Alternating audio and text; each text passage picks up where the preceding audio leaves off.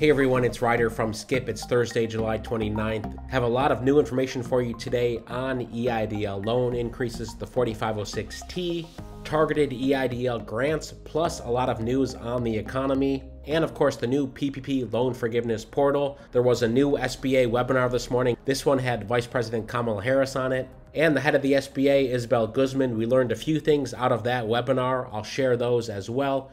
I'll keep this video short. Thank you so much for tuning in, watching this important update, and spreading the word.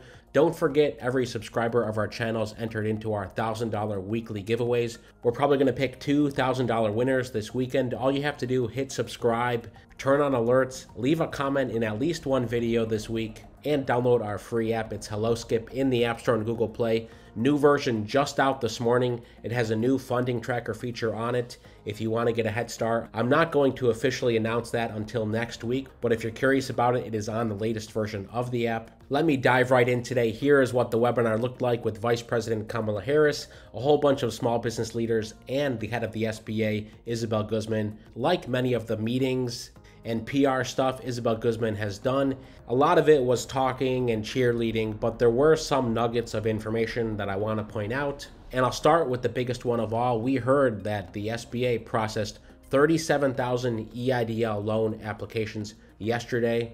A new daily record. Of course, that is astonishing to hear. If you watched yesterday's video, which I'll link to above, or the day before, for the first time in a month, we had new data from the SBA on the EIDL loan processing improvements. They switched the processing from the Office of Disaster Assistance to the Office of Capital Access, and somehow that 10x'd and now apparently 20x'd the loan processing volume. In June, they were processing around 2,000 a day.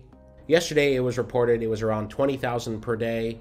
Each loan officer went from doing around 2 applications a day to 15 applications on average per day. So those figures alone are astonishing. Then we find out in this webinar that actually they did 37,000 applications yesterday, which, if that's true, that's completely amazing. Somehow they've 20x'd the throughput. That obviously cannot all be loan officers thrown at the problem. Loan officers, of course, somehow 7x'd their efficiency from 2 per day to 15 per day. I imagine there's a lot of automation going on. Perhaps automation to help quickly approve or quickly deny. Whatever the case may be, it's astonishing, and it's worth repeating again. In June, the SBA was doing 2,000 EIDL loan application reviews per day, and apparently yesterday, they're now doing 37,000 per day. So it's a good sign, and many of you in the comments have remarked you've gotten approved. We love hearing those stories, so keep sharing them. And of course, if you're still waiting or if you've applied for reconsideration, we also want to know that as well. We have a reconsideration template on our app used by over 20,000 people. The key again is to get in the queue to get reviewed by a loan officer. Speaking of, Mary asked this question on our channel yesterday. Do they put the EIDL loan increase applications in the same bucket as new EIDL loans? And I'm not sure if they have a good system internally for this. We do know they've been doing both simultaneously. One would have hoped they're doing EIDL loan increases first, going through that batch, then getting to the new EIDL loan applicants. Anyway, the SBA did say yesterday the backlog was around 600,000 outstanding EIDL loan applications. Based on yesterday's rate, we projected they would get through this end of August, early September. Of course, if they've just doubled this in the course of a day, then they may actually get through this backlog in the next 2 weeks, which would be incredible. As soon as we find out more information, we'll let you know. A couple other pieces of news on the webinar was that the SBA announced the opening of the PPP Direct Forgiveness Portal. This is a streamlined forgiveness portal for borrowers who've taken $150K or less, which is the vast majority of all PPP loan recipients. But there's no action for you as the borrower. It is on your lender. If you want to talk to your lender or whoever they're using for forgiveness, encourage them to apply for the Direct Forgiveness Portal. Here's how it looks right here. The SBA Direct Forgiveness Portal is currently operating under an invite-only pilot period. The platform is scheduled to publicly launch in the near future. Now, I want to talk about 4506T and the targeted EIDL grants. But first, I want to give a very brief economic news because this affects everything, including new aid programs, the infrastructure bill, jobless claims, and the stock market. Okay, lots has happened in the past 24 hours. New GDP data was released. The GDP grew at 6.5% in the second quarter.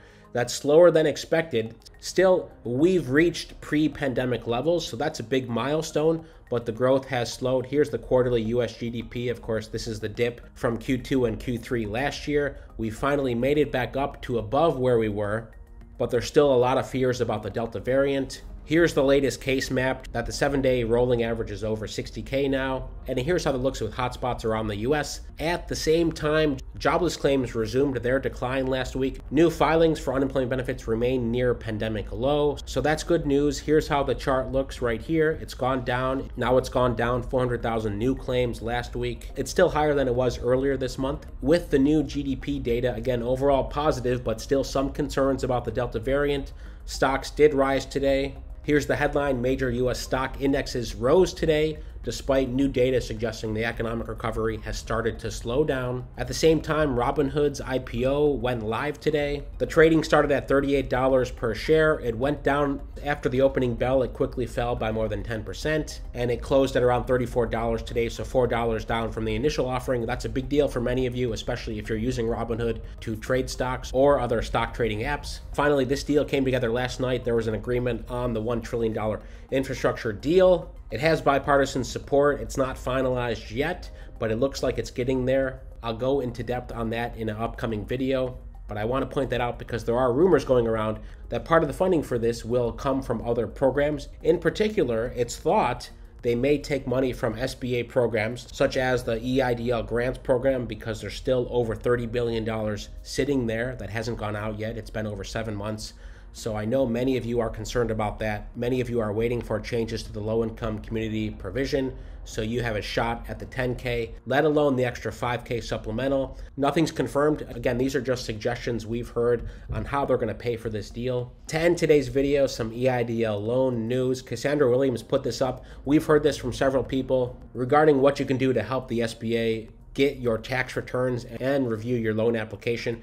We haven't been able to independently confirm this with the SBA, but we've heard from several of you that this is a path that works.